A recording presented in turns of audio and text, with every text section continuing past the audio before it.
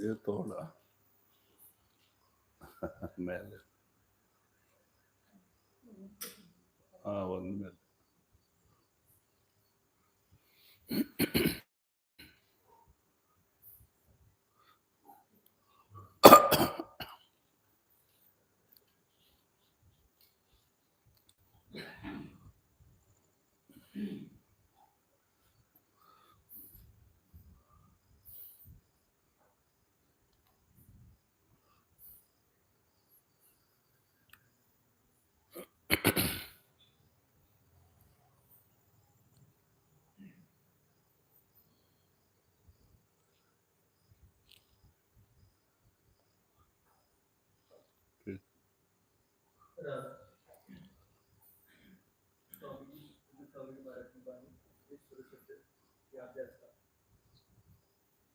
साधु का कमान माने, मन मत अपनी ठान टले, कर कुकर सम वे नर जानो,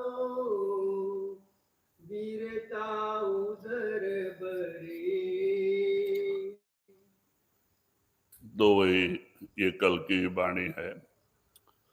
कहते हैं साध गुरु का कहा न माने, मनमत अपनी ठान ठने। जो साध और संत जो कुछ भी हमारे भले की बात कहते हैं सत्संग के जरिए, हम उस बात को मानते नहीं, उसको अमल में नहीं लाते हैं, सुनते हैं, छोड़ देते हैं। This is the continuation of yesterday, the Bani we took yesterday. So, Swamiji Maharaj says that we don't listen to the masters, and if we listen from one ear, we leave it from the other ear, and we only follow what our mind is saying. मन जो है शैतान काल, इसके मालिक का इसको तो पूरा हुक्म है, कोई भी उसके देश से भक्ति करके निकल के जाने नहीं पावे। The mind is the devil, it is the agent of Kal, and it has the orders from Kal that none of the jivas should leave this realm of Kal. सारे जो लोग भी महात्मा हुए हैं, उनकी लड़ाई अपने मन के साथ ही होती है। महात्मा कहते भाई बाहर कोई तुम्हारा शत्रु नहीं है, सब अपने भाई हैं, सब आत्माएं परमात्मा के बेटे हैं। एक नूर से सब जग उपजियो, को भलो को मंदो। कहते एक उस मालिक के सतनाम के समुद्र से आई हुई बूंदे हैं और सब समान हैं, कौन छोटा कौन बड़ा। परमात्मा ने कोई जात पात नहीं बनाई है, जात पात तो हम लोगों ने बनाया है। So, the um, uh, the mind is it's an agent of Kal, and all the Mahatmas, they have always had the fight with the mind for their salvation. The fight is not with anyone outside. All the uh, souls outside, they are brothers, and they are all the same droplets from the ocean of God Almighty, and they are all with us together. So the fight is with the mind, and that mind is within us. कहते हैं आज से 600 साल पीछे कोई सिख नहीं था, गुरु नानक आए 10 पातशाहियां हुई, गुरु गोविंद सिंह के जाने के बाद सिख मता तैयार हो गए। So all these castes and religion, all that has been created only by us humans. Like 600 years back, there was no Sikhism. आज से 1600 साल पीछे कोई भी मुस्लिम नहीं था, सब हिंदू थे। मोहम्मद साहब आए, वो जाने के बाद लोगों ने एक मुस्लिम धर्म ही तैयार कर दिया।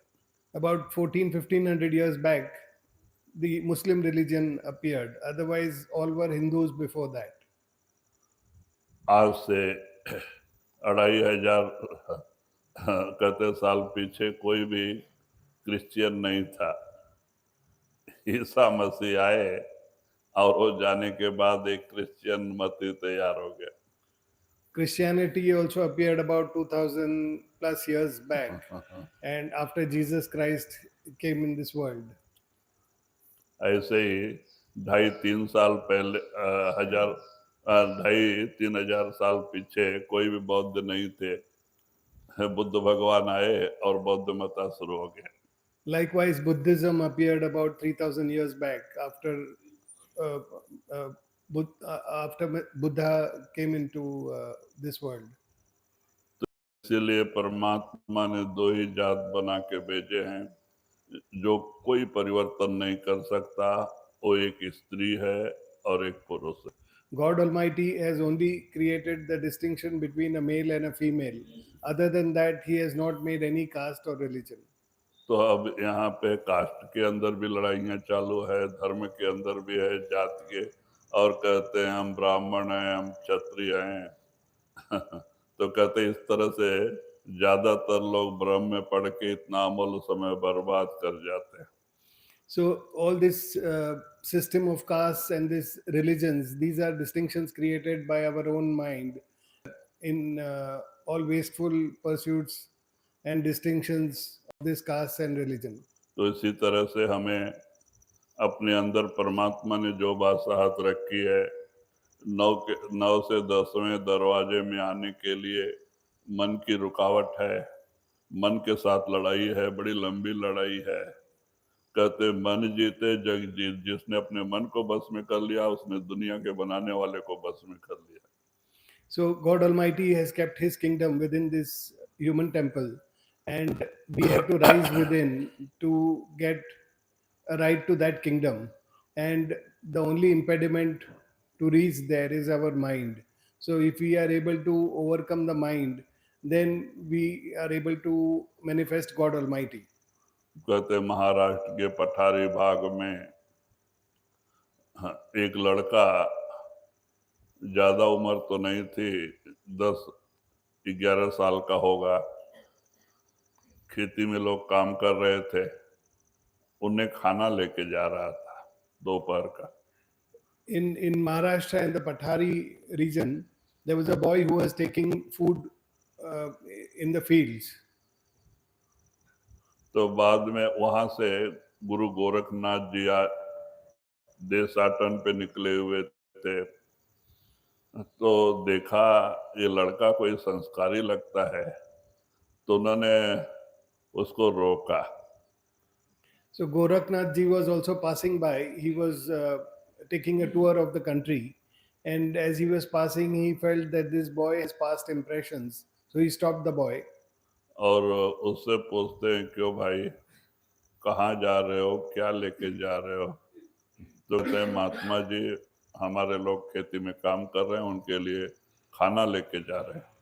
So Gorakhnath ji asked him as to what he was doing. He asked the boy, and then the boy told him that my family members are farming in the fields, and I'm taking food for them. तो महात्मा भूखे थे, कहते हैं कि अच्छा थोड़ा भोजन कराओगे? बोलता हाँ। तो एक पेड़ के नीचे बिठाया उसने और इधर उधर से पत्ता तोड़ के लाया, बड़ा बड़ा टेक का पत्ता नीचे डाल के, और उन महात्मा को बिठा के खाना खिलाया। So Gorakhnath ji asked him whether he would extend that hospitality to him and whether he could give him some food. So the boy happily obliged, and he made him sit below a tree, and he got the leaves of a large teak wood tree and placed it before him. और खाना खाए, पानी P लिए, तो इनको बड़ा शांत ली, क्योंकि सारा दिन उपवास थे। तो बाद में सोचा ये बेचारे लड़के को क्या पता मैं कौन हूँ, तो बोलते बेटा तेरी कोई इच्छा है तो बोल, मैं तुझे देना चाहता हूँ। So the boy happily served him food and water, and Gorakhnath was very pleased with the offering that the boy had so generously made, because he was also hungry throughout the day. So then Gorakhnath ji, after he was satiated, he told the boy, and he felt that the boy doesn't know who I am. So he asked the boy whether he had any wish, so that could be granted. तो वो कहते हैं कि कुछ मांगना चाहता, मैं तेरे उदारता से बहुत खुश हूँ कि तू दूसरे के लिए ले जा रहा था, लेकिन हमें खाना। तो बोलता है कि अरे आप एक क्या कर रहे हैं, आपके पास खाने के लिए कुछ नहीं है, उल्टा हमारे से खाना लेके खा के और बोलते हैं मांग मैं देता हूँ, आप ही मांगो मैं और देता है। वो थोड़ा भोला भाला था। So that boy was very innocent, and when Gorakhnath told him that you ask what you want and I will grant it, the boy very surprisingly at Gorakhnath, and he said, "What are you saying? I mean, you don't even have food to eat. So I'm giving you food. You tell me if you want more food, I'll give you more food." तो गोरखनाथ बहुत खुशी हुए कि अच्छा है। तो बोला अच्छा बेटा, मैं जो मांगता हूँ तो देगा? बोलता हाँ मांगो। तो बोलता अच्छा, ये जो अंदर मन है ना, उसका कहना मानना नहीं, बस यही मुझे दे दे। अच्छा जाओ, दे दिया। अब ये क्या किया, सब रखा सिर पे, उठाया तो मन कहता रहे वो भूखे होंगे, चलो तुम्हारा बात नहीं मानता। अरे वो लोग आएंगे, मारेंगे, करेंगे, तुम्हारा बात नहीं मानता। तो वो टोकरी लेके सर पे ऐसे ही खड़ा हो गया, क्योंकि मन का बात नहीं मानना बोला, वो गुरु को दे दिया। अभी एकदम खड़ा हो गया। वो लोगों ने देखा, दोपहर हो गया, शाम हो गया, आया नहीं। घर कोई घर पे जाके पूछा, बोला तो वो खाना लेके गया है। तो बाद में दौड़ते दौड़ते आया तो एक पेड़ के नीचे टोकरी सर पे है और खड़ा है। तो बोलता अरे यहाँ क्या कर रहा है, चल घर को। नहीं तुम्हारा बात नहीं मानता, बस खड़ा रह गया। लोग कितने लोग आए, प्रार्थना किए, ये किए, यहाँ जानवर रहता है, मार डालेगा, चल घर पे, ये जंगल का रास्ता है, पहाड़ है। नहीं, खड़ा रह गया। तो कम से कम 12 साल देखो, न पानी न खाना, और टोकरी का वो ऐसे सिर पे और ऐसे ही खड़ा रहा, जबकि उसका सारा शरीर सूख गया और मांस सब गल गया, खून सब सूख गया, चमड़े लटक गए, खाली अस्थिपंजर है, ऐसे ही खड़ा है देखो। क्योंकि गुरु अंदर अंदर संभाल कर रहा था, तो उस ऐसे ही खड़ा है। तो 12 साल के बाद में गोरखनाथ बोले, वो लड़का को मैं बोल के आया, उसकी क्या हालत हुई, तो देखने के लिए आए तो ऐसे ही खड़ा है, कुछ नहीं शरीर पे, चमड़ा और हड्डी। तो बाद में ऐसा ही समाधि में मस्त हो गया, उसकी रूह चढ़ाई कर गई है, पाप सब कट गए हैं देखो। कुछ ये नहीं, कुछ नहीं, और खाली एक मन, मन को साधने से उसकी रूह जो है तीसरे तिल में आ गई है, उसकी तीसरी आंख खुल गई। तो जब वो उसने देखा गुरु आ गए, तब आंख खोला। बोलते अरे महाराज कितना बरस के बाद आए। तो कहता है अरे तुम गया नहीं, इधर ही रह गया, कैसे जाऊं, आपने बोला हम मन को हमें दे दो, मन आपको दे दिया, तो मन का कहना मैं कैसे मानता, क्योंकि मन मेरा नहीं है, आपका है। तो बाद में ऐसे ही 12 साल उसका नाम, फिर गुरु गोरखनाथ ने उसको उपदेश दिया, उसकी रूह को ब्रह्म तक ले गए, उसको पूरा योगी बना दिया। पहले ही सरदल कमल तक उसकी रूह गई थी अंदर, तीसरी आंख खुली थी, तो उसको ऊपर तक लेके गए। वो अड़बड़ंग नाथ उसका नाम रखा। हाँ हाँ, अड़बंगी नाथ, क्योंकि एक हट से उसने मन को बस में किया। और देखो लोग कहते हैं मर जाएंगे, ये करेंगे, वो करेंगे, लेकिन इस शरीर में सब ताकत है। और उस आत्मा को ऐसे ही रखा था जीवित। तो उसका नाम अड़बंग नाथ हो गया, महाराष्ट्र में एक मशहूर महात्मा हो गया। तो कहते हैं इस तरह से मन को बस में करना। कहते मन जीत जग जीत, जिसने मन को अपने बस में कर लिया, उसने 3 लोग को अपने बस में कर लिया। एक महात्मा की लड़ाई मन से ही होती है। So that boy, हाँ बहुत बड़ा है। मैं तो बोलते गए। that innocent boy, he told Gorakhnath that you tell me what you want. Now Gorakhnath ji then told the boy, okay, will you give me what I ask? So he said, yes, I will grant it. So he said, okay, you give me your mind. Don't listen to your mind. You give that mind to me.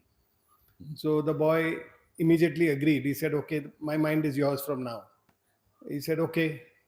Now the boy stood up to take the food to his family, and he placed the basket on his head. When he stood up, up, he realized that it is my mind telling me to go and give the food to the family. So he said, I'm not going to listen to the mind. So he kept standing there with the basket. Then whatever thoughts would come, he would say, "This is not my thought. This is not my mind. My mind belongs to the master. So I'm not going to listen now to the mind." And like that, he kept standing. Now the family members were wondering what happened. The boy didn't bring the food, so they started. Uh, they checked with the home, and there they said no, he had left with the food. So they all started searching for him, and they found him here in the middle of the jungle and on the way to the fields. So they came here and they asked him, what is he doing like this, standing with a basket on his head? So he said, I'm not going to listen to my mind. I've given that to uh, Gorakhnath, so I'm not going to listen. He said, no, you come home, you will be, you can't keep standing like this. So he refused to move from there because any thought was a thought that was coming from the mind. So he refused to go home.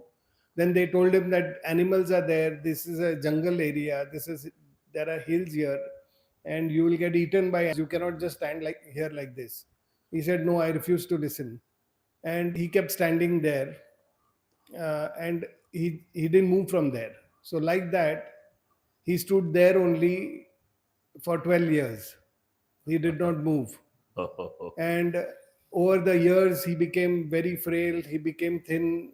Only his skin was hanging from his bones. But his master was taking care of him inside. So he was being nurtured within. But he kept standing there with the basket like that only. And as a result of not being under the influence of the mind, he overcame the mind and he came to the eighth level. That he opened his third eye, standing there only, without moving and without listening to the mind. He could uh, withdraw his attention of the soul and come to the eighth level. So his third eye was open. Now, meanwhile, Gorakhnath was wondering what happened of that boy. I must check. And on his return, he saw that the boy was still standing at the very place that he had left him. And he asked him why he had not gone or left from there. So the boy told him that you told me to give the mind to you. So after that, I could not listen to anything the mind was saying. So I could not move. So Gorakhnath ji was very impressed and he gave him initiation and he took him to the level of Brahma. That is the level at which Gorakhnath himself was. So he was anyways at the eye center. For him to go further up to the Brahma level was not difficult.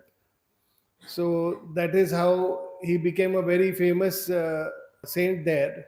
And he was very well known. He's very well known in Maharashtra. His name was Adbanginath. And that is what the masters say, that if you are able to simply overcome the mind, you will be able to realize God Almighty. सबसे बड़ी रुकावट मन है, क्योंकि हम 20 साल 30 साल से भी सत्संग सुनते तो जरूर है लेकिन हमने कभी गुरु के बताए हुए बातों के ऊपर ध्यान दे के उस पर चलते नहीं, हम चलते हैं मन के कहने में ही। और ये मन हमें इस झूठे दुनिया के चिंतन में बांध के और तरह तरह की मुसीबतें, तकलीफें और दुख लाके दुखी बनाता है। So we have been listening to the satsangs, we have been listening to the teachings of the masters for the last several years, 2 decades, 3 decades. But we have not been following what the masters are telling us. And instead, we are only following the mind. And the mind is deceiving us every time. And it is constantly taking us out in this world and deluding us and getting us entangled outside. फिर स्वामी जी महाराज कहते हैं, खर को कर सम जानो उनको बिरता उदर भरे। कहते हैं कि जैसे खर कहते गद्दे को, कुकर कहते कुत्ते को, जानवर हैं उन्हें कुछ पता नहीं है, वो खाते पीते सोते मर जाते हैं। ऐसे एक इंसानी चोला नर नारायणी शरीर मिलके भी हमने इसे खो दिया, तो कहते हैं कि फिर वही हालत हमारी हो गई। कि वो भी खाते पीते सोते मर जाते हैं और हम भी वैसे ही खा पी के सो के मर गए, तो हमारे उनमें क्या फर्क? So Swamiji Maharaj says that for those who listen only to the mind, they just spend their lives eating, drinking, sleeping, and they are no different from the donkeys or dogs who do the same thing. They just eat, drink, and sleep. So he says there is no difference between those who are listening to the mind and wasting this priceless opportunity. They are simply like the donkeys or like the dogs. क्योंकि ये बहुत अमूल्य शरीर है, नर करनी करे तो नर से नारायण होए।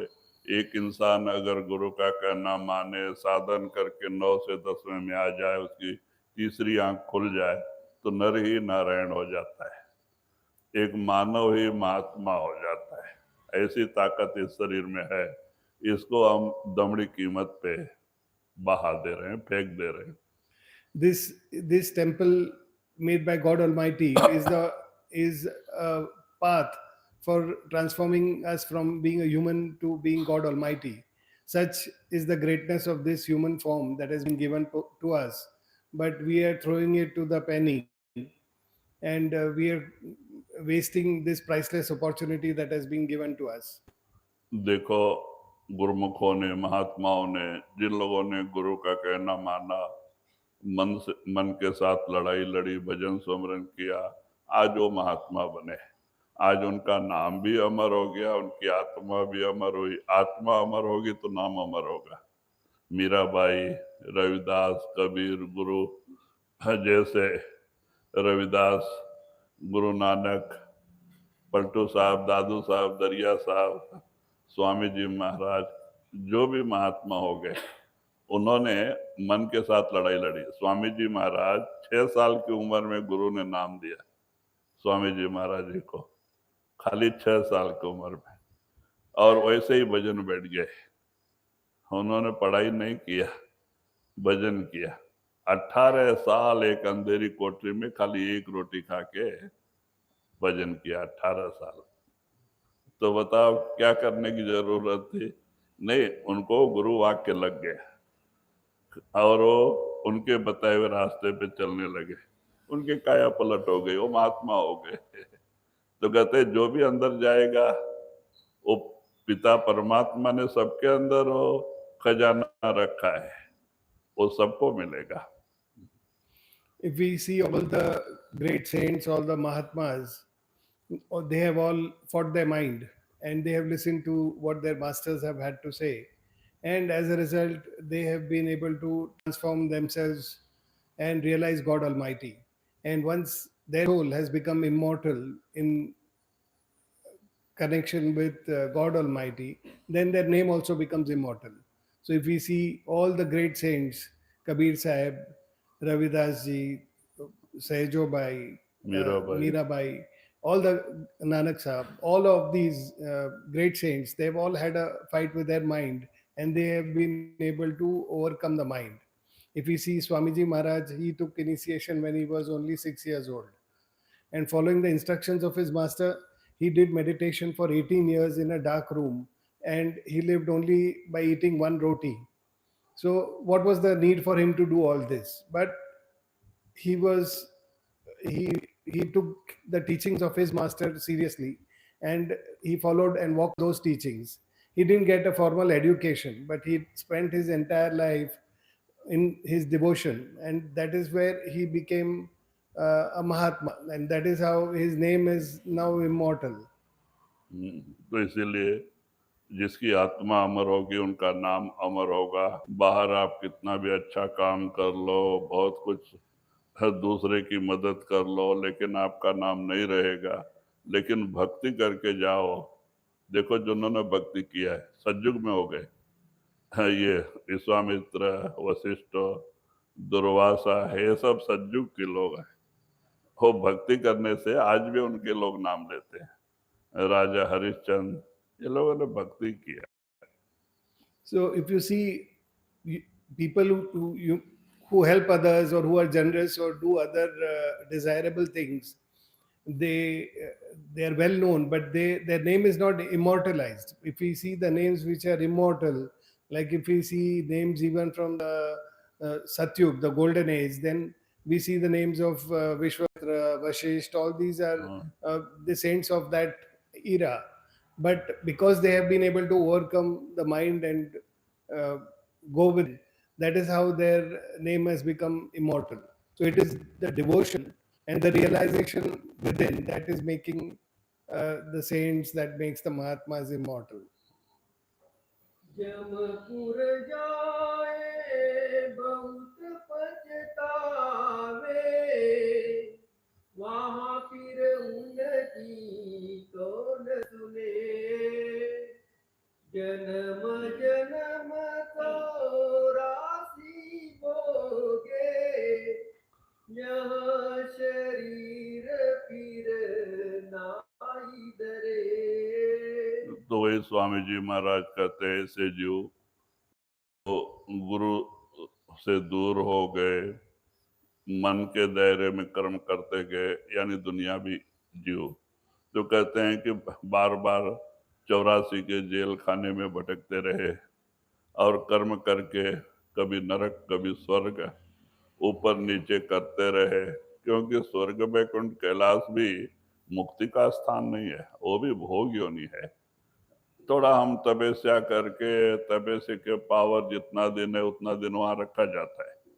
पुण्यशीले मृतलोक वसंते, जब पुण्याई क्षीण होती है फिर मृतलोक मानव शरीर में ढकेल दिया जाता है और फिर जीव कर्म करके 84 में जाता है। तो देवी देवताओं का कोई शाश्वत स्थान नहीं है, वो भी बदलते रहते हैं। So he says that those people who follow the mind, they get deluded in these three worlds, and they keep coming again and again in this ocean of life and death. So even they may rotate amongst the three worlds, that is the heavens, this physical world, and the hells. So even going to heaven is not a place of salvation. Heaven is just given for those who do their penances or who do their austerities and who get at good deeds, such that the good deeds are outweighing others. They are given a limited period to stay in heaven. Once the potency of that good deed is over, they are again sent back into this world. So that way, it is not a place of salvation. And these people who are led the mind, they are constantly in this rotation, in this ocean of life and death. कहते हैं गुरु की कृपा से जब तक आत्मा ब्रह्म तक काल का देश है, ब्रह्म के आगे पार ब्रह्म, वहां से दयाल का देश चालू होता है। तो जब तक ये पार ब्रह्म में नहीं पहुंचता है और तब तक मुक्ति का सवाल पैदा नहीं होता। Till we transcend beyond Brahma, the soul cannot be said to have got a salvation, because only Par Brahm and above, the planes of salvation, and that those are the planes of Dayal. Everything below the Brahm, including the Brahm, is the realm of Kal. कहते हैं कभी तपस्या करके विष्णु के ऊपर किया, बैकुंठ में लेके गए, शिव के ऊपर कठिन तपस्या किया, तपस्या पूर्ण हो गया, कैलाश में लेके चले गए। दूसरे देवी देवताओं के मंत्र के ऊपर तपस्या किया, पूरा हो गया, स्वर्ग को लेके गए। इनका अलग अलग स्टेट है। कहते हैं कि जब तक तपस्या का पावर है वहां रखा जाता है और फिर वहां से मानव शरीर भेज दिया जाता है। तो कहते हैं ये मुक्ति वहां भी भोग योनि है। जैसे यहाँ पे शादियां होते रहती, बाल बच्चे पैदा होते हैं, वहां भी शादियां होते रहती, बाल बच्चे पैदा होते रहते हैं। इतना है कि उनका उम्र ज्यादा होता है उस देश के हिसाब से और मन में तपस्या का पावर होता है। अभी हम अमेरिका जाने के लिए हमें फ्लाइट की जरूरत पड़ती है, वो तपस्या की हुई आत्माएं हैं, उन्हें फ्लाइट की नहीं, उधर संकल्प किया तो उधर पहुंच गए। बस इतना ही फर्क है, मन में ताकत होती है तपस्या का, लेकिन तपस्या का पावर रहने तक वहां रखा जाता है और फिर मृतलोक में भेज दिया जाता है। So if so these jivas who follow the mind, they are in this, they are constantly in the rotation in these worlds. If one is doing a penance of Vishnu, he goes to Vaikunt. Or likewise, if someone does the penance of Shiva, he goes to Kailash. And like if someone is doing of some other god or goddess, they go to heavens. Each god goddesses has a different dwelling, and the jiva goes there, and they stay there till such time that the power of their parents is there with them.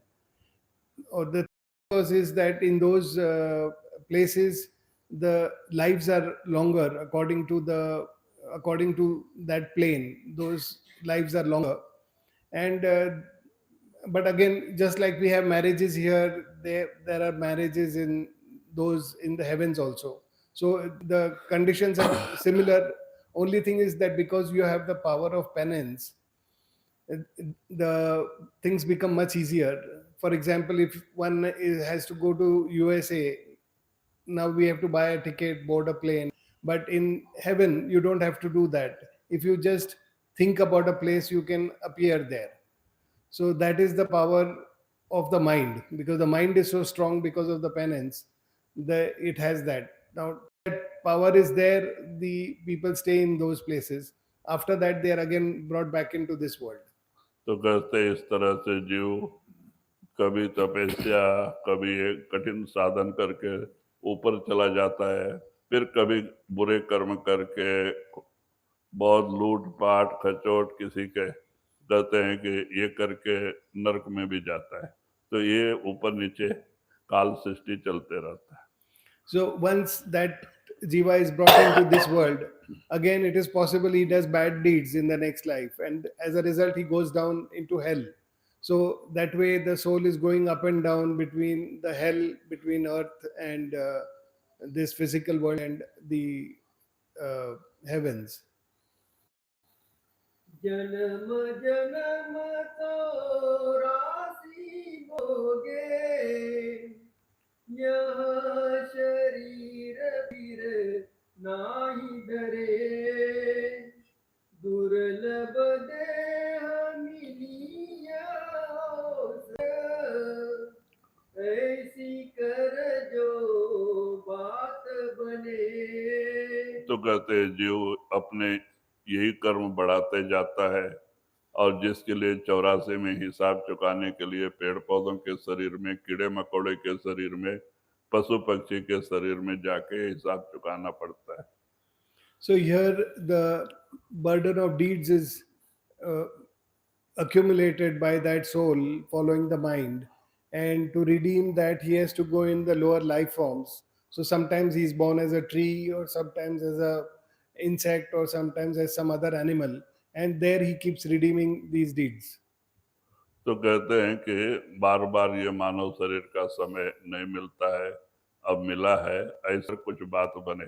कहते अब ऐसा कुछ काम करो कि आपका आना जाना खत्म हो जाए. So therefore this opportunity of a human life is very priceless, and Swamiji Maharaj says that it is a very rare opportunity. So therefore value it, do something which is worth the while for this priceless opportunity. सतगुरु शरण पकड़ ले अब की, तो सब काज सरे, हित का वचन दया कर बोले, तू नहीं कान सुने. तो वही स्वामी जी महाराज सब बता के कहते हैं अब मानव शरीर मिला है तो सदगुरु का साथ कर ले. हित का वचन वे बोले, तू नहीं कान सुने. कहते वो जो बोलते तुम्हारे भले के लिए बोलते हैं. क्यों हम रात दिन दुनिया का चिंतन करके, रात दिन दुनिया का ही सुमरन करके हम इसी में दुखी हैं. हर तरह की तकलीफें, मुसीबतें क्यों आती है? दुनिया के सुमरन से ही. अगर वही नाम का सुमरन करे तो हम बहुत सारी बीमारियों से बच जाए, लेकिन हम नाम का सुमरन नहीं करते. हम बार बार दुनिया का सुमरन करते हैं.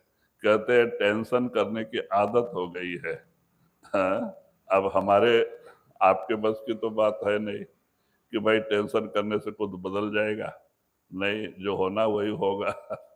तो टेंशन किस बात की, लेकिन मन को आदत पड़ी हुई है करोड़ों जन्मों की। आप चुपचाप रहेंगे, मन चुपचाप नहीं रहेगा, ये बेकाम का काम लाके डालेगा अंदर। So Swamiji Maharaj says that make the most of this priceless opportunity. You go to the saints and listen to what they have to say, follow on their teachings, and make this life worth it. But we instead listen to the masters, but we don't follow on that. We listen to our mind. We constantly feel the worries and the tensions of this world, and we are constantly in the simran or in the repetitive thoughts of the world outside and all our things outside and relationships, etc. We don't do the simran that the masters are asking us to do. If we do that simran which the masters are asking us to do, a lot of your stress will also go, and you will also be able to transform yourself in this world. So many sicknesses that we are going to face, or which we'll have to suffer, are also addressed if we do the simran given by the masters. So like that, follow the instructions of the masters, assimilate what they are saying, and make it, bring it in your life. महात्मा नहीं कहते बाल बच्चे दो, कुटुंब परिवार का त्याग कर दो, जंगल पहाड़ों में चले जाओ, पीला कपड़ा रुद्राक्ष पहन लो, भिक्षा मांगो। संत मत में तो इतना है, कहते मांगन मरण समान है, मत मांगो कोई भीख, मांगन ते मरना वाला, सतगुरु की है सीख। कहते हैं मांगना और मरना दोनों एक ही समान है। तो मांगने के लिए संत मना करते हैं। देखो जहां भी वो रहते हैं, खेती करवाते हैं संत, या तो नौकरी करते हैं, या तो बिजनेस व्यापार में, यानी झूठ बोलने वाला कहाँ बिजनेस नहीं, सच बोलने वाला। वो महात्मा कहते हैं, ये सब लोग सोचते हैं कि बिजनेस झूठ बोल के ही होता है, बात गलत है। सच से भी बिजनेस होता है। आप 10% या 20% का लेवल लगा के रख दो, कोई लेता है कोई जाता है। आपको बोलने के क्यों, अब डबल भाव लिखना ऊपर, और फिर बोल बोल के झूठ बोल के फिर आधे में देना, फायदा लेके ही देता है वो। तो ये सब करने की क्या जरूरत है भाई? झूठ से बड़ा कोई पाप नहीं है, तो कर्म बड़ा है। बिजनेस सच से भी चलता है। So, so therefore, the masters say that they don't ask us to leave our house. They ask us to stay in the comfort of our houses. They don't tell us to go in the jungles or the hills, or to go outside and ask for alms, or to wear saffron clothes. In fact, in Santmat, it is prohibited to ask. They say that it is better to die than to ask. So that is what Santmat prescribes, that you should not beg or ask for money from anybody as alms or as a donation for yourself. So it is prescribed that you do some hard work, whatever work you do, work for yourself, and you earn money from there, and that's how you make your livelihood. That is what the masters say. So you earn a square livelihood for yourself. Be honest in your livelihood. They we should, it's not that if you're doing some business that you are necessarily having to cheat people, or you are necessarily having to uh, try to deprive someone else of his wealth. You can do business by also asking for a fair margin and doing that business. So whatever you do with a honest means, and you follow the rest of the teachings of the master, and do do your bhajan simran, and do listen to the satsangs, but earn earn that money and live in the comfort of your homes. तो कहते हैं भाई दुनिया में रहो, अपना duty बजाओ, लेकिन जो संत कहते हैं उस पर अमल करो, बस इतना ही बात है। लेकिन वो आपके भले कहते हैं, वो हम सुनते नहीं, हम मन का ही कहना मानते हैं, इसीलिए हमारे अंदर परिवर्तन नहीं आता, क्योंकि हम मन का कहना मानते हैं, तो इसीलिए परिवर्तन नहीं आता, हम जहाँ के तहाँ पड़े रह जाते हैं। अगर हम गुरु का हुक्म माने, उनके बताए हुए रास्ते पे चले तो हमारे अंदर 100% परिवर्तन आना ही है। एक नर नारायण बन जाता है, एक मानव महात्मा बन जाता है। ये शरीर में इतनी ताकत है, ये कल्प वृक्ष है, इसमें जो जो भी मांगे वो मिलता है। So he says that you stay in the comfort of your homes and go about your livelihood and go about with the relationships you have and your worldly affairs, but follow the instructions of the master. The masters give their instructions and their teachings for your benefit, for your welfare, but we listen and don't follow on those teachings. Instead we go by what the mind tells us. So they tell us we do our bhajan simran, listen to satsangs, and that's all. They are asking for simple teachings that we should be following, and we should try to bring that in our life. If we follow the teachings given by the masters, we will definitely be able to transform 100%. We will be able to bring about that transformation in this lifetime alone. Now, this body which has been given to you, the human body, that is called a kalpavriksha. It is synonymous with uh, a, a tree which gives you everything that you wish for. So, if you really resolve and you have a desire to go and uh, go within and transform to God Almighty, then that is possible in only in this human form. If you resolve to do it. हित का वचन दया करे बोले, तू नहीं कान सुने, अंधा बहरा फिरे जगत में, कुल कुटुंब तेरी हानि करे। तो वही स्वामी जी महाराज कहते हैं, संत जो कहते हैं आपके हित की बात कहते हैं, वो हमें इस दुनिया में सुखी देखना चाहते हैं कि जैसे हमें सुख शांति मिली इन्हें भी मिले। इसीलिए सत्संग के जरिए वो बार बार सब खोल खोल के समझाते हैं, लेकिन हम उसको अपने दिमाग में नहीं रखते। हम फिर मन का कहना मान के चलने लगते हैं, और इसीलिए कुल कुटुंब तेरी हानि करे, और इसलिए वो दुनिया में भी जाके हर तरह की मुसीबतें और दुख का सामना करना पड़ता है। The saints, they see the suffering of the jivas and they keep helping the jivas. They keep explaining to the jivas again and again in the satsang, because they are in that perpetual bliss. They are enjoying that perpetual bliss, and they are trying to see that you also are able to enjoy that perpetual bliss. So they keep trying to awaken you and keep trying to tell you what to do, but we don't follow what they are trying to say, and instead we listen to the mind. And when we follow the mind time and again, then we cause ourselves harm, we cause ourselves suffering in this pursuit of all the worldly desires. तो कहते हैं कि महाराज एक छोटा सा उदाहरण देते थे। कहते हैं कि जिस कुटुंब परिवार को हम अपना सच्चा मानते हैं वो कैसे व्यवहार करते हैं, उसके बारे में एक छोटा सा उदाहरण। Sanji used to give this small example.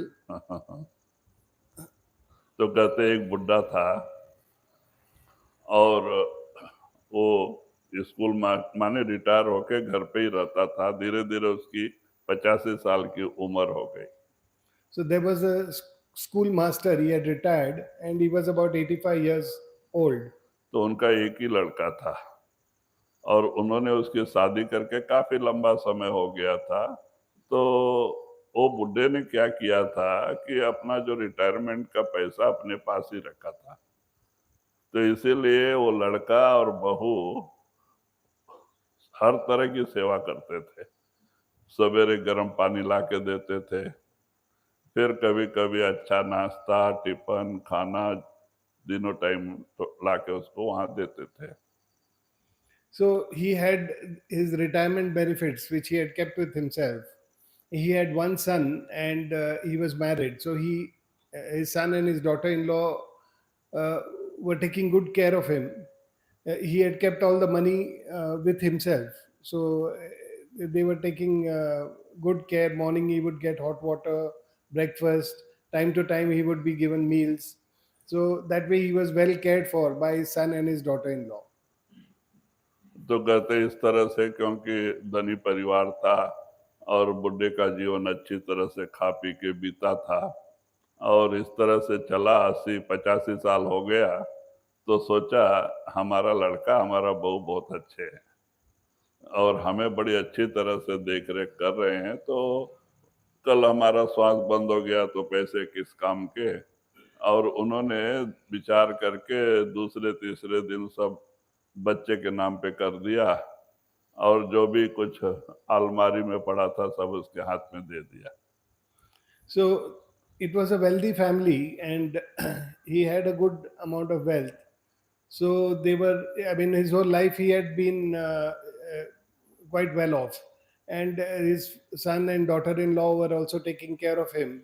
So as he reached 85 years of age, he felt that I should hand over all my wealth to my son because they are taking good care of me. And that way he thought for a couple of days, and then he handed over everything to his son, and also all the money or whatever possessions he had in his cupboard, also he gave everything off to his son, because he felt that his son and daughter-in-law are indeed taking care of him, and that will continue. फिर क्या था, फिर धीरे धीरे एक आध हफ्ता तक जैसे चल रहा वैसे चला, और फिर धीरे धीरे धीरे धीरे प्रेम विश्वास कम होते गया, और टाइम पे गर्म पानी भी नहीं आता था, और नाश्ता भी क्या, नाश्ता बंद किया।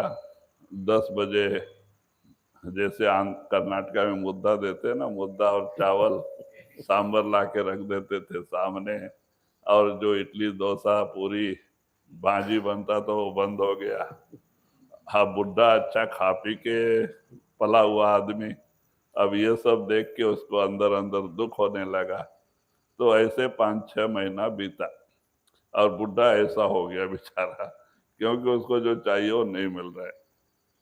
So, after he willed all his wealth to his son, and transferred the possessions of his cupboard and everything, all his wealth he transferred to his son, things continued similarly for a week. But then gradually, that love and affection being shown by his son and daughter-in-law, that started reducing. And slowly, he stopped getting that hot water for his bath in the morning. The breakfast, which was idli, puri, bhaji, all that suddenly, slowly turned to mudda, and it turned to rasam, and that's it.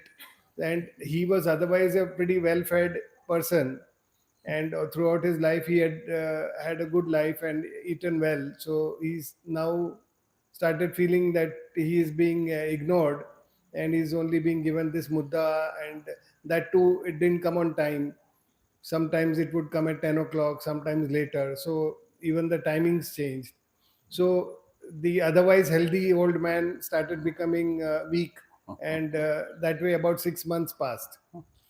तो कहते इस तरह से बेचारा ऐसा हो गया, जो 3 टाइम मिलता 2 ही टाइम मिल रहा है, सुबह शाम। तो बाद में उनका एक दोस्त उनसे मिलने को आया 6 महीने में, तो देखा इनकी हालत देख के, बोलता अरे दोस्त क्या हो गया तुमको, तुम तो एकदम सूख गया है। तो बोलता अरे क्या करे, मैंने अपना हाथ अपने आप काट दिया। बोले क्या हो गया, तो ये सारी कहानी बताया कि आज मेरी ये हालत है। मैं तो एक ही लड़का एक ही बहू समझ के कि बहुत अच्छा देख रेख कर रहे हैं, ऐसे ही करेंगे, लेकिन आज जो हमारी तरफ देखते भी नहीं ठीक से, सेवा नहीं कर रहे हैं, 2 टाइम ला के फेंक के जाते हैं, टाइम गर्म पानी भी नहीं देते, 3-3 4-4 दिन में स्नान करना पड़ता है। मेरी हालत ऐसी हो गई, आप कोई उपाय है तो बताओ। So that way 6 months passed and he became frail. And it so happened that one of his friends and well-wishers came to meet him. And when he came and met him, he saw that this old man had become very thin and frail. And he asked him, "What is the reason? You were otherwise very healthy. So what happened?" Now this old man then started relating to him that, I've cut my own legs. And he related to him the whole story. He felt that I had good faith in my son and my daughter-in-law, and they were taking very good care of me, and I thought that is out of love and affection for me. So I transferred all my wealth to them. And over a period of time now, I'm not getting that kind of food I used to get earlier. I have bath over 2 to 3 days because I don't get water every day, hot water. So that way, my life has now become quite miserable. So if you have some solution, you please tell me because I can't see anything. तो बुढ़ा रात को सोया, विचार करता है क्या उपाय बताना। तो उसके समझ में एक आ गया। तो सवेरे वो बुढ़ा एक गोला पत्थर लाके दिया, इतना ही बड़ा पत्थर, और उनको 1 रुपया दिया, सिक्का, और बोला देखो एक काम करना, तुम 1 हफ्ता सोना नहीं, और रात को दरवाजा गड़ी बंद करके और ये पत्थर के ऊपर इसको बजाते बैठना, टन टन टन आवाज आवे तो बगल में सुनेंगे तो बोलेंगे अरे बुढ़ा जमीन में गाड़ के रखा था क्या सिक्के चांदी के, कुछ और गिनता है तो रात भर खत्म नहीं हो रहे। तो ऐसे 2-4 दिन जागो तो तुम्हारा फिर से पहले वाला खाना वापस आ जाएगा। तो उसने उपाय बताया, तो इन्होंने ऐसे ही किया। अब 2-3 दिन बजाते हुए रात भर बैठा, तो इधर बगल का रूम ही वो लोग का, उनको नींद नहीं आ रहा है। अरे क्या टन टन रात भर गिन रहा है बुढ़ा, इतना गिने इतना पैसा कि खत्म नहीं हो रहा है, रात भर गिनती कर रहा है। अरे अगर हम लोग सेवा नहीं करेंगे वो दूसरे को दे देगा, हम लोग ही लेना चाहिए। तो फिर 5वें-6वें दिन से फिर गर्म पानी और इडली डोसा सब चालू हो गया। So his friend, that old man, he thought overnight as to what should be the solution. So next day morning he came and he carried a small stone, a roundish stone, and a coin. And he came and told this old man that I've got an idea that will reinstate you to your past glory. So you do at night now for the next 6-7 nights, don't sleep. And you take this stone and you keep dropping that coin on this stone. So it makes a sound and you lock the door. And let us see how things change. So accordingly, this old man, he locked the door and then he kept dropping that coin on that stone. And there was that one coin kept falling, that sound kept coming. Now his son and daughter-in-law were sleeping in the adjacent room, and they started wondering what is this sound of coin, and they thought maybe this old man has got more money, he's got some more wealth, some silver coins or gold coins which he has not told us about, and probably he had buried them or kept them somewhere hidden. And he is counting that money now, it looks like, and that money is not getting over, he's been counting the whole night. So they also could not sleep, they were also listening to that coin which was he was dropping on that stone. So that went on for 2-3 days. Then these people felt that, look, I think he's got a lot of money, and it is not correct to ignore him, because if we ill treat him or ignore him now, then whatever money, and that's a lot of money that he has, that he will give it to somebody else. So better we start pleasing him, and so that we retain that money also. So that way, from the fourth day, hot water started in the morning. We started getting idli, puri, and dosa. Everything started. तो बुढ़ा बोला देखो तुम बाहर पेशाब के लिए, Latin के लिए जाना तो ताला मार के जाने का रूम को, कोई खोल के देखना नहीं, नहीं तो तुम्हारा पोल खुल जाएगा। और तुम बाहर जाना तो जो पुराना कपड़ा इधर उधर गिरा मिलता है वो सब लेके आना, और ये पत्थर और पैसे को लपेटते जाना। तो बुढ़ा ऐसे ही करता है, रोज ताला मार के रखता था, और जब पेशाब को जावे, लेटिन को जावे तो ताला मार के जाता। तो लोग को और शंका हो गया, हाँ अभी है, ये बाहर निकाल के रखा है इसलिए ताला मार के जाता है। और बाद में क्या किया, बाहर से कपड़ा उठा के लाता पुराना, और वो पत्थर और रुपए को लपेटते जाता। धीरे धीरे 6 महीने में इतना बड़ा गट्टर हो गया। So now that old man told him that now the next task for you is that make sure you lock your room whenever you leave it. Don't leave it open, because otherwise they'll come to know what you have been doing.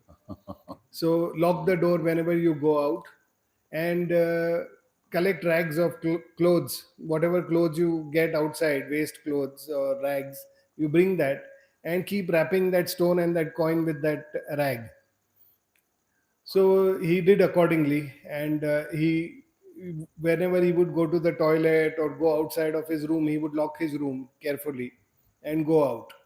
So these two, his son and daughter-in-law, felt more reassured that there is a lot of money inside. That is why old man is locking his door every time. And that way, whenever he would go, he would bring back some old rag and wrap that around that stone and the coin. That became a big round. This all those rags he tied together around that stone. तो कहते इस तरह से वो खाट के नीचे इतना बड़ा गट्ठर रख दिया था, कपड़ा लपेट लपेट के सब। तो बाद में वो बुढ़ा एक बरस में चला गया तो पति पत्नी विचार करते हैं कि बहुत पैसा है, अब मेहमान आते हैं इसलिए किसी के सामने खोलना अच्छा नहीं, पहले उसका कारोबार सब क्रियाक्रम हो जाने दो, सब जाने के बाद में ताला खोलेंगे। तो उन्होंने और एक ताला उस पर मार दिया। So that way, that all those rags became a big, like a big sack, and he kept that below his bed at all times. Now, after a year or so, he passed away, and the son and the daughter-in-law felt that okay, we'll not open it in a hurry. All that money, let it remain there, because there are a lot of visitors and guests. So let's do all the ceremonies around the cremation and everything. And after all the guests have left, we will go in his room and then take that money. So they all put another lock on the room. तो बाद में उसका क्रियाकर्म जो कुछ था 14-15 दिन में खत्म हो गया, सब लोग रिश्तेदार भी चले गए। तब एक दिन सोचते हैं कि 12 बजे रात को आज खोलेंगे, वो दोनों सोए, रात को शांत हो गया, तब वो जाके दोनों ताला खोला, और दोनों ताला खोल के जाके देखते हैं तो खाट के नीचे इतना बड़ा गट्ठर दिखाई देता है। अब उसको खींच के लेके आए बाहर, और इसी में होएगा बोल के, और बाकी तो कुछ था नहीं। तो जब वो गट्ठर खींचने लगे तो पुराना कपड़ा सब बाहर आ रहा था, और खींचते खींचते खींचते लास्ट में एक इतना बड़ा पत्थर और 1 रुपया नीचे गिरा। तो बोला, अरे बुड्ढे ने उपाय किया। So after all the ceremonies got over a 15-day period, and all the guests who had come and visitors, all of them had left, and things had quietened down, the couple, they decided that okay, now it is time, let us take out all that money which he had been counting. So they opened both the locks and they went inside. Then they searched for that money, and they found this big sack below his bed, and they felt, yeah, that could be the money. That's where he had possibly kept it, because it's not there anywhere else.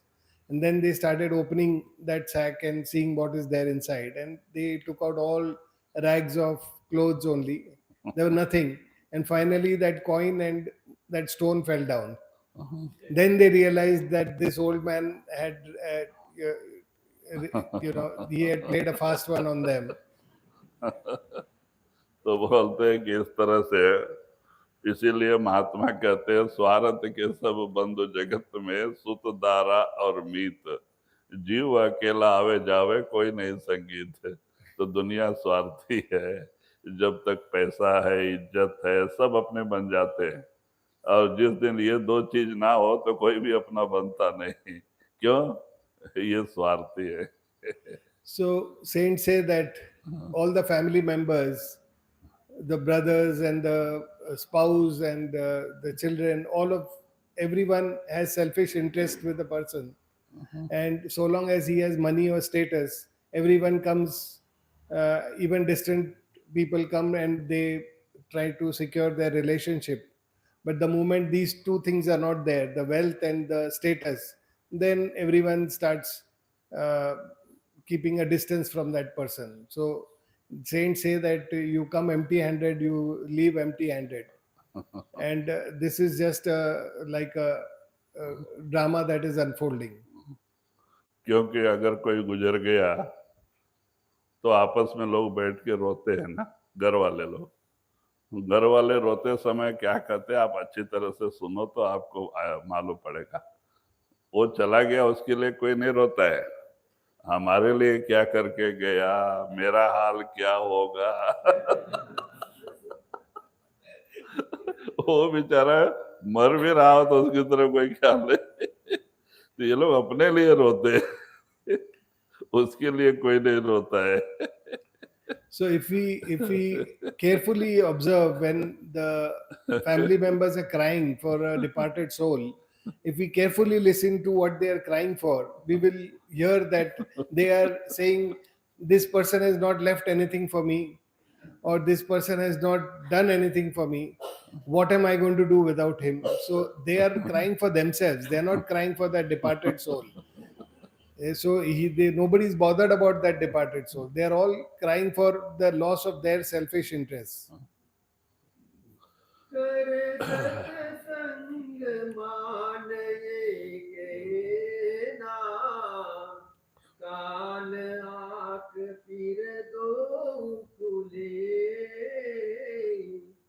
देखे घट में ज्योत उजाला, सुने गगन में अजब धुने। तो वही स्वामी जी महाराज कहते हैं कि इसीलिए सत्संग को अच्छी तरह से सुनो, उसको अपने आचरण में लेके आओ, यानी उस पर अमल करो, तो तुम्हारा रूहानी सफर स्टार्ट हो जाएगा। आंख कान दो खुले, तुम्हारा तीसरी आंख खुल जाएगी और कानों में वो घंटे का आवाज सुनाई देने लगेगा। तो कहते शब्द और प्रकाश अंदर प्रकट हो जाएगा। So Swamiji Maharaj says that you listen to the satsang and bring it in your character, which means you follow on the teachings that the masters are saying in the satsang. And when you follow that, you will be able to do the meditations and leave the 9 doors and come to the 10th door, and you will be able to open your third eye. And when you do that, you will be able to hear the sound of the bells, and you will be able to see the light within. Som-Ajaib-Kripa nave, हीरे मोती लाल चुने, महाशून्य में सूरत चढ़ावे, तब सतगुरु तेरे संग चले। आगे गोवर गुफा की बंसी बाजी, महाकाल भी शीस दुले, अब चढ़ गई पुरुष दरबारा, वहाँ जाए खून भी न भूले। फिर कहते हैं आपकी रूह पार ब्रह्म जाएगी और वहां जाके मानसरोवर स्नान करके निर्मल हो जाएगी, हंस कहलाती है। और फिर वहां से महासुन महाकाल का देश है। कहते हैं तो वो गुरु आपके साथ रहेगा, फिर आपको भंवर गुफा और भंवर गुफा के आगे सतलोक सचखंड पहुंचाएगा। So he says that from there you will go up and you will cross the Parbrahm. There the master will make you have a holy dip in the Mansarovar, and he will take you further to the Mahasun and the Bhavar Gufa. And from the Bhavar Gufa you will go to Sachkhand.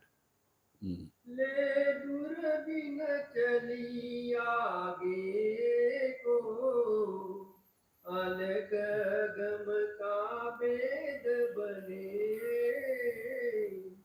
यहाँ से आगे चली उमंग से, तब राधा स्वामी चरण मिले। तो वही कहते इस तरह से गुरु के कृपा से आत्मा सतलोक सचखंड तक जाती है।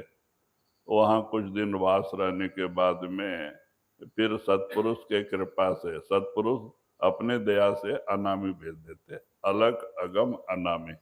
अनामी में जाके राधा स्वामी का दर्शन यानी परमात्मा का दर्शन करते हैं।